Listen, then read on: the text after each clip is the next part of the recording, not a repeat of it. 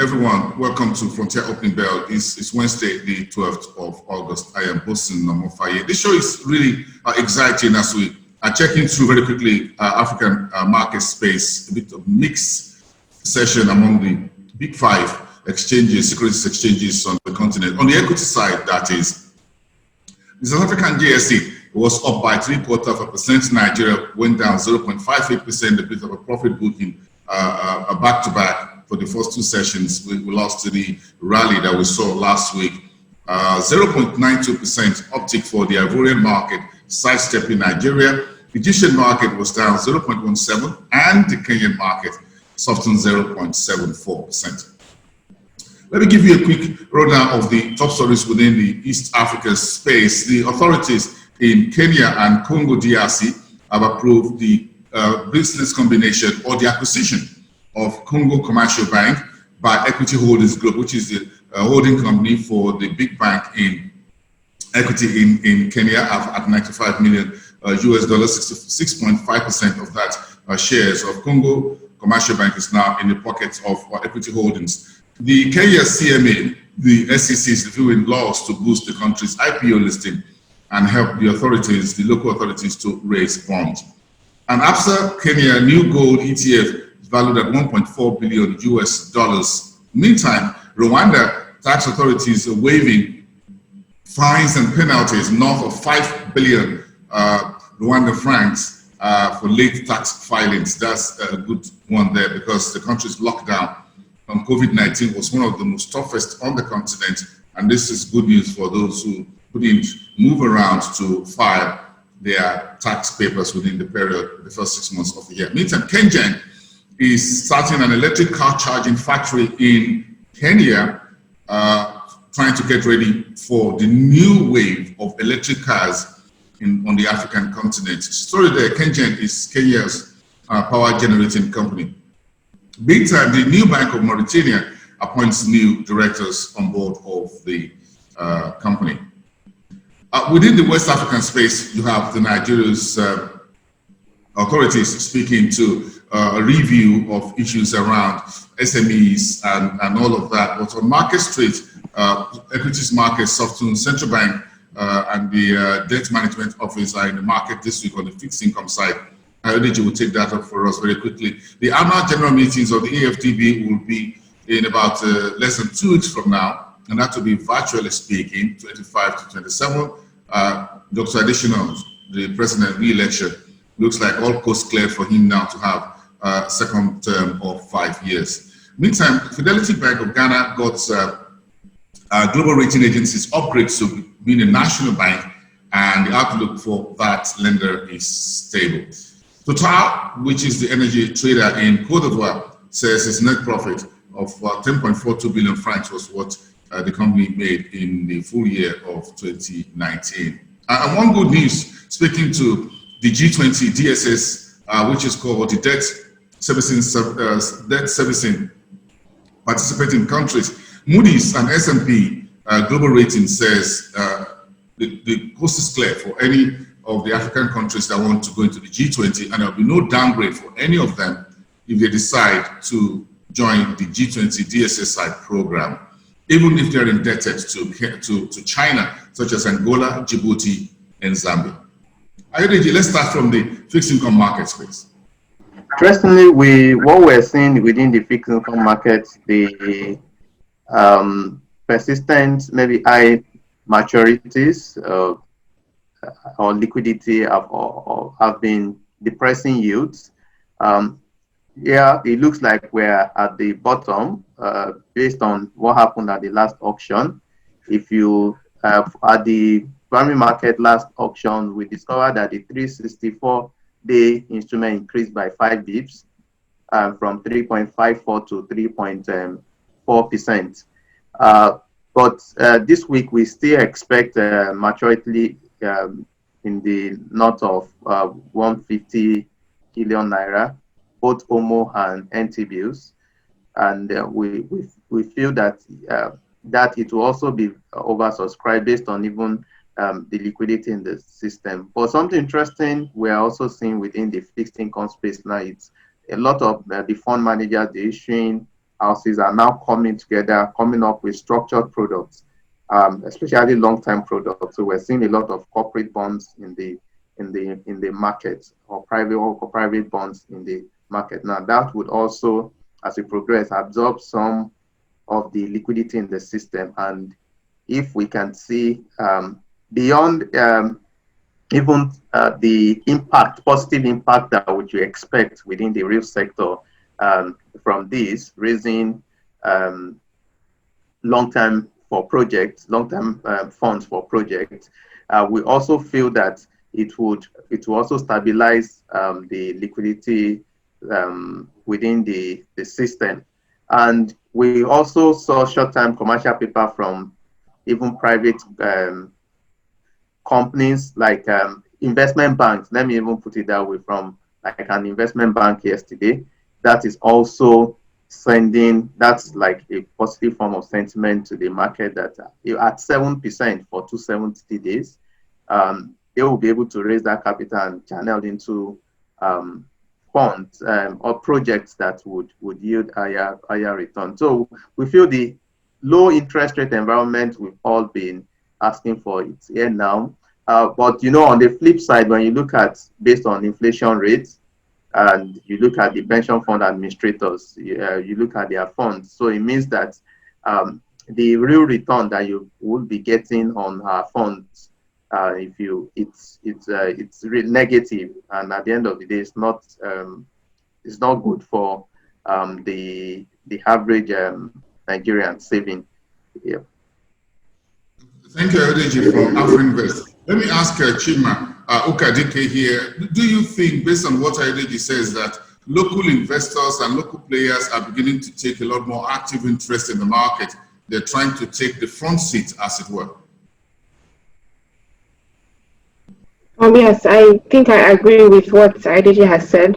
I also think that, like he said, this is a very good opportunity for many firms to take advantage of low interest rate environment, and to push out their debt needs and debt instruments, and to get cheap funds at cheaper rates.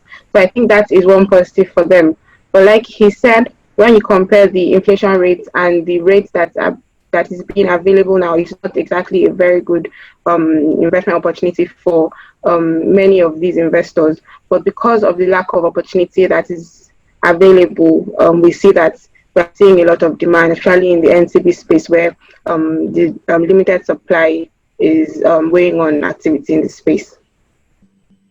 Okay, Adeji, do you think that with the more structured products coming through from investment banks, from companies listed and unlisted, we've seen Lapo Microfinance Bank, for example, which is not a listed company, come to the market through the stock exchange, raise bonds. So do you think with all of this, we'll be able to reduce foreign holdings on our markets, and would that help us in any way in terms of liquidity, in terms of FX outflows?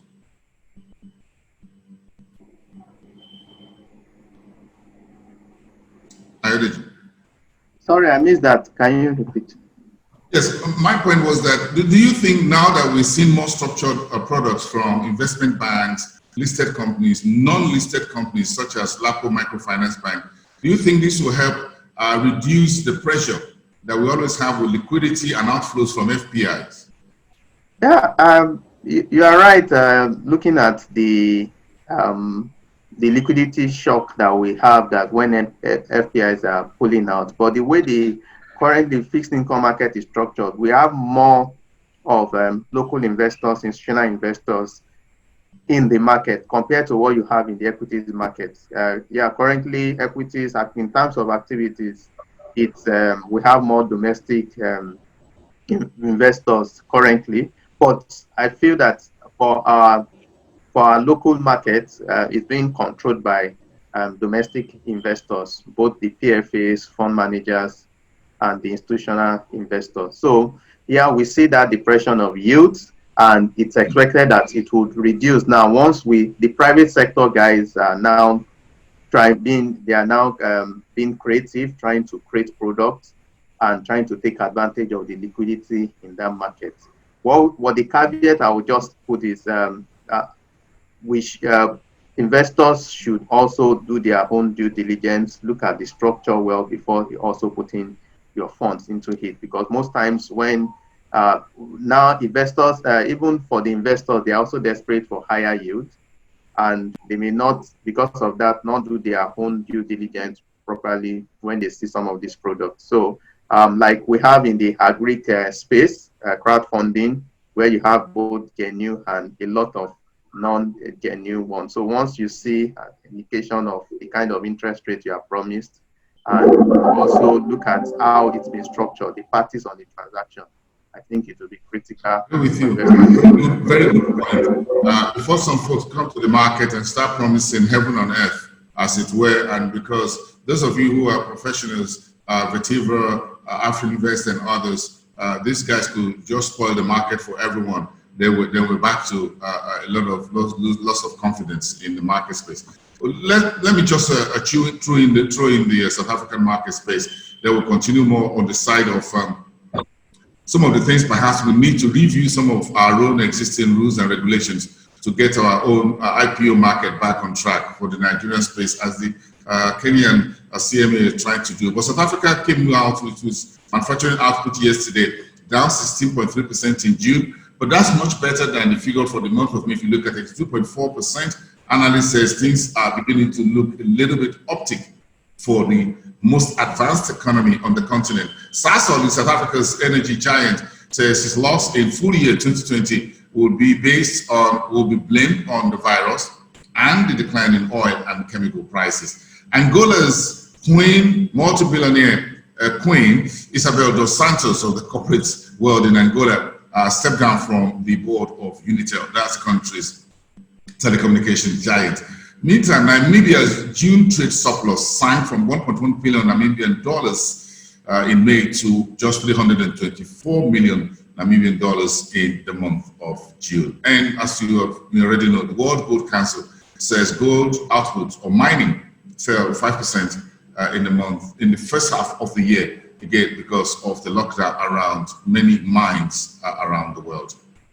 Let's get back into the conversation as we spare a minute. Chima, we've not seen much of IPOs in the Nigerian market as well.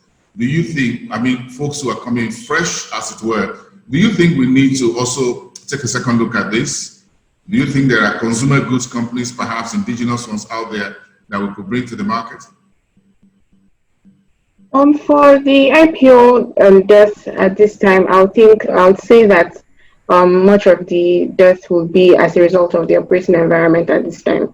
Not many people have a lot of faith in the equity market now, and people are just trying to be cautious. And this wouldn't seem like the right time to list for many companies. I would say that I'm not very familiar with the IPO listing requirements for the NSE, but I would say that it wouldn't seem like a very tedious process for some of these companies. However, with the listing requirement of about 50 million naira for companies to list to issue an IPO, it will not really benefit many of the SMEs, many of the smaller companies, which I think make up the base of the consumer goods company. So I think that is one of the barriers to their entry. But aside that, I think that the major problem right now is the challenging operating environment. What do you think? What's your thought on this? Thanks. You've raised a very valid question, and we, as Afrinvest, we've been working with one or two companies on even listing on the growth board, and can say the requirements are too strenuous, and I really don't see companies listing on the platform due to the very long list of requirements. So I feel this is the time to use that platform, that growth board platform, to see how they want to attract even the agri sector guys that have, most of them they have been successfully able to raise funds even in billions within hours. So if they are also with over time, whether you need maybe 2 years financials to see how their performance have been over time, it will be a more transparent and more accountable platform where even investors will also believe in that they can also raise more funds. I know SEC is looking at, there's been a draft around the policy around crowdfunding, and I think her view is that it may stall some of the achievement that is currently being achieved, while they are trying to see how they want to control that market. But when you look at the size, so they are putting a cap of 100 million per SME to raise, when we have seen a lot of Greek guys have been able to raise billions, and currently we've not heard of, for those that are a bit genuine that they've been in existence, we've not heard of any major defaults, because also the insurance covers the costs of the product. So if they actually channel those products into what is being meant for, insurance would also be able to pay back if there's any major unplanned action or that comes up. I agree with you, Ayo and Uchenna, because perhaps if we're not careful, a big market will be existing outside the securities market moving forward, the regulated securities market, in which these crowdfunding guys will go into healthcare, they go into ICT, they go into FMCGs and others, and agriculture, and those who are, and before you know it, there's a bigger market out there, and the securities market, which is a formal market, is not benefiting from it. So we better find a way to bring them on board.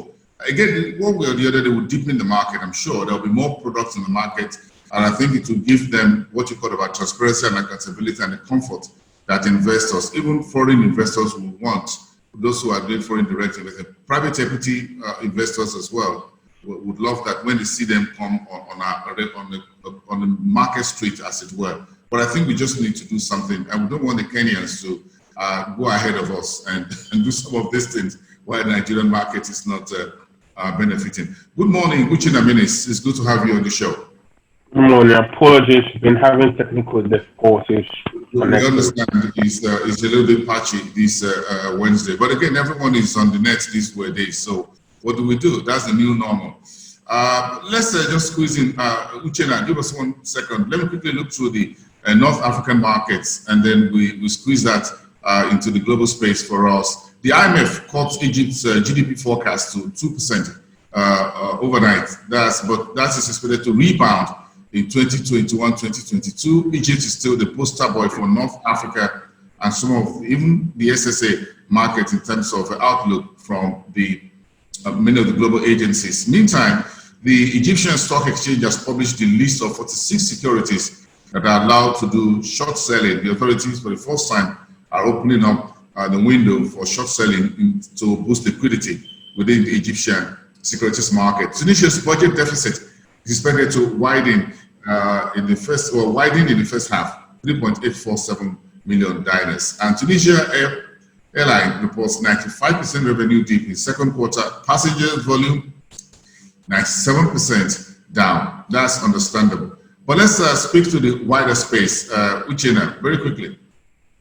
Okay, I guess we try to get Uchenna back there for this conversation around the price of gold as fell below $2,000 an ounce. This is one of the strongest pushback for the bullion. Silver also down, but again, the UK GDP 20.4% contraction was a very major dip below the line.